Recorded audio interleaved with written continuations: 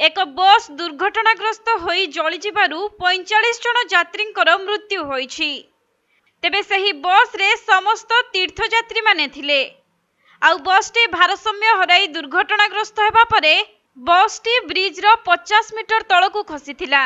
फलरे बसटी तळे पड़िबा संगे संगे ही सेथिरे निया लागि जाइथिला। आउ सेथिरे थिबा 45 यात्रींकर मृत्यु होइथिबा बेले केवल मात्र जने 8 वर्षर झियो जीवित थिबा सूचना रहिछि एवं झियोर अवस्था अति गुरुतर थिबारु तांकु मध्य डाक्तरखाना रे भर्ती करा जाइछि।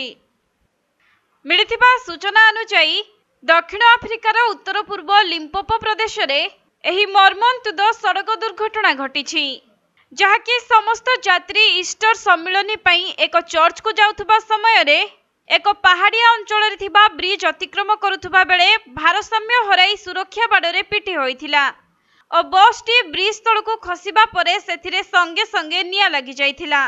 फलरे बसटी संपूर्ण रूपे जली जाइथिबा बेले दुर्घटना रे मृत्युवरण करिथिबा 45 जन यात्री मध्य सेही नियारे जली दग्ध होई जाइछन्ति।